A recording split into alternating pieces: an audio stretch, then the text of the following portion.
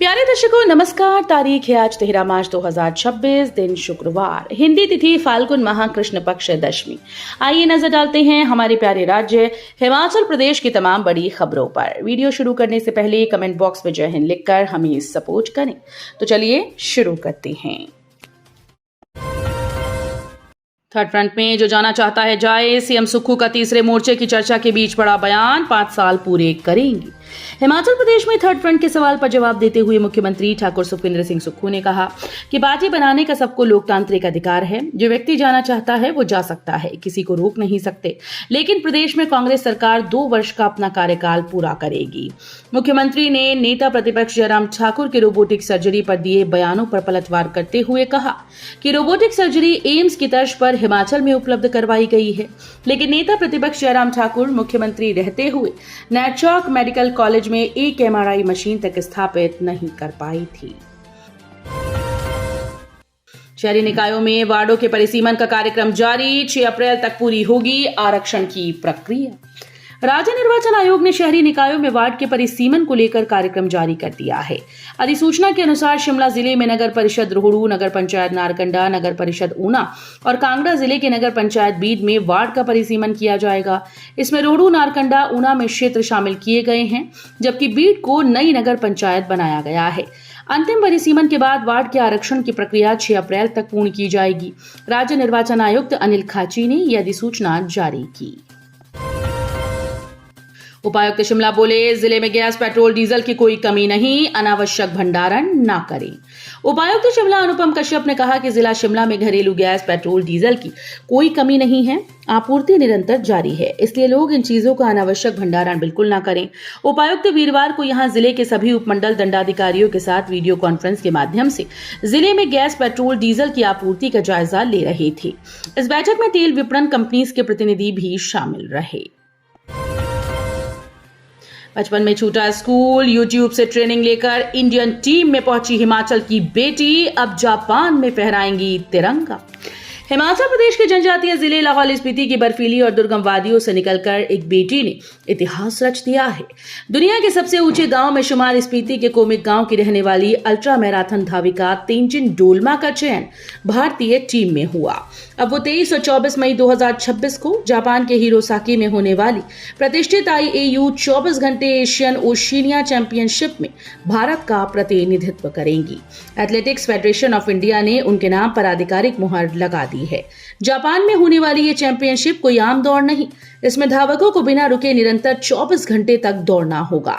ये किसी भी एथलीट के लिए शारीरिक और मानसिक सहनशक्ति की सबसे कठिन परीक्षा मानी जाती है। 2 महीने से नहीं मिला मानदेय, 36,000 आंगनबाड़ी वर्कर्स हेल्पर्स पर आर्थिक संकट। हिमाचल प्रदेश में आंगनबाड़ी वर्कर्स हेल्पर्स को पिछले 2 महीने से मानदेय नहीं मिला। प्रदेश भर में करीब 36,000 आंगनबाड़ी वर्कर्स और हेल्पर्स इससे प्रभावित हैं। आंगनबाड़ी कार्यकर्ताओं का कहना है कि पिछले महीने उन्हें केवल सेंटर का शेयर मिला था, जबकि इस महीने न तो राज्य सरकार की ओर से और न ही केंद्र की ओर से कोई भुगतान हुआ। लगातार देरी के कारण कर्मचारियों में नाराजगी बढ़ती जा रही है। आंगनबाड़ी वर्कर्स का कहना है कि वे गांव-गांव जाकर बच्चों के पोषण, टीकाकरण और महिलाओं से जुड़ी योजनाओं को कार्यान्वित करती है। हिमाचल प्रदेश सरकार ने विजिलेंस को RTI के दायरे से बाहर किया, अधिसूचना जारी, आखिर क्यों लिया निर्णय। हिमाचल प्रदेश सरकार ने राज्य सतर्कता और भ्रष्टाचार निरोधक ब्यूरो यानी विजिलेंस को सूचना का अधिकार अधिनियम के दायरे से बाहर कर दिया। इस संबंध में कार्मिक और प्रशासनिक सुधार विभाग ने 12 मार्च को अधिसूचना जारी कर दी। अधिसूचना के अनुसार सूचना का अधिकार अधिनियम 2005 की धारा 24(4) के तहत प्रदत्त शक्तियों का प्रयोग करते हुए सतर्कता व भ्रष्टाचार निरोधक ब्यूरो को RTI के दायरे से बाहर करने का निर्णय लिया है। यह आदेश तत्काल प्रभाव से लागू हो गए हैं। अधिसूचना में कहा गया कि अब विजिलेंस ब्यूरो से संबंधित सूचनाएं RTI के माध्यम से प्राप्त नहीं की जा सकेंगी। पर्यटन, परिवहन, पुलिसिंग में नजीर पेश कर रहा अंडमान निकोबार, प्रति व्यक्ति आय हिमाचल से ज्यादा। बिजली, पेयजल के अलावा तमाम भौगोलिक परिस्थितियों से जूझ रहा अंडमान निकोबार द्वीप समूह पर्यटन, परिवहन और पुलिसिंग के क्षेत्र में नजीर पेश कर रहा है। चारों तरफ खारे पानी से घिरे अंडमान में भले ही मीठे पानी का संकट हो, लेकिन हर साल आबादी से 3 गुना अधिक पर्यटक आ रहे हैं। बावजूद इसके यहाँ की सड़कें गड्ढा रहित हैं। अंडमान ने अपने छोटे से क्षेत्र को, चाहे वो ऐतिहासिक स्थल हो या रेतीले बीच, पर्यटन से ऐसे जोड़ा है कि सैलानी सप्ताह से पहले वापस नहीं लौटते। यहाँ ट्रैफिक जाम बिल्कुल नहीं है। आम लोग ट्रैफिक नियमों का पालन करते हैं और पर्यटकों से भी करवाते हैं। हाईकोर्ट ने कहा, कठिन क्षेत्रों में काम कर चुके शिक्षकों का स्थानांतरण सरकार की जिम्मेदारी। हिमाचल प्रदेश हाईकोर्ट ने स्पष्ट किया कि यदि कोई कर्मचारी कठिन या जनजातीय क्षेत्र में अपना निर्धारित कार्यकाल पूरा कर लेता है तो उसे वहां से स्थानांतरित करना सरकार की जिम्मेदारी है। कोर्ट ने कहा कि यदि ऐसा नहीं किया जाता तो इन क्षेत्रों में नियुक्ति को सजा के रूप में देखा जाने लगेगा। न्यायाधीश अजय मोहन गोयल की अदालत ने कहा कि यदि कोई कर्मचारी को भरोसा नहीं होगा कि कार्यकाल पूरा होने के बाद उनका तबादला कर दिया जाएगा तो कठिन क्षेत्रों में कोई भी स्वेच्छा से सेवा नहीं देना चाहेगा। समय पर स्थानांतरण न होने से इन क्षेत्रों में नियुक्तियों को पनिशमेंट पोस्टिंग माना जाने लगेगा। कांग्रेस का ध्यान मित्रों को उपकृत करने और उनके घर भरने पर। यदि सरकार ने समय पर पंचायत चुनाव कराए होते तो आज गांव में विकास कार्य युद्ध स्तर पर चल रहे होते। सरकार ने आपदा का बहाना बनाकर चुनाव को टाला, लेकिन त्रासदी के 9 माह बीत जाने के बाद भी राहत और पुनर्निर्माण कार्य धरातल पर नजर नहीं आ रहे हैं। ये बातें वीरवार को पूर्व मुख्यमंत्री और नेता प्रतिपक्ष जयराम ठाकुर ने अपने गृह विधानसभा क्षेत्र सराज के प्रवास के दौरान छतरी में एक जनसभा को संबोधित करते हुए कही। आ गई औषधीय गुणों से भरपूर कचनार। वैद्य हकीम छाल पत्तों फूलों से करते थे कई रोगों का उपचार।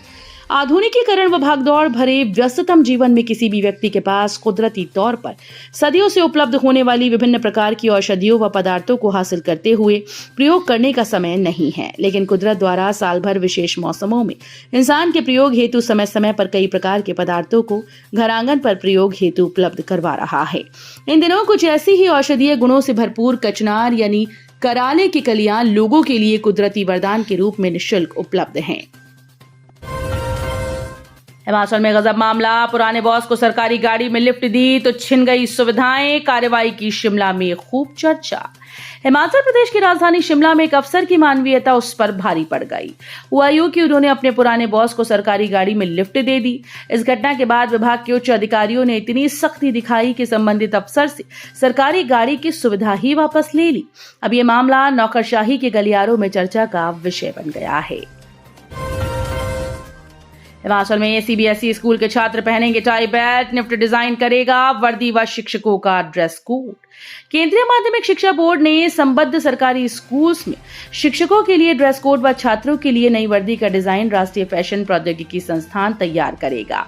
स्कूल शिक्षा निदेशालय ने स्मार्ट यूनिफॉर्म व मॉडल ड्रेस कोड तैयार करने का कार्य निफ्ट को सौंपने का निर्णय लिया है।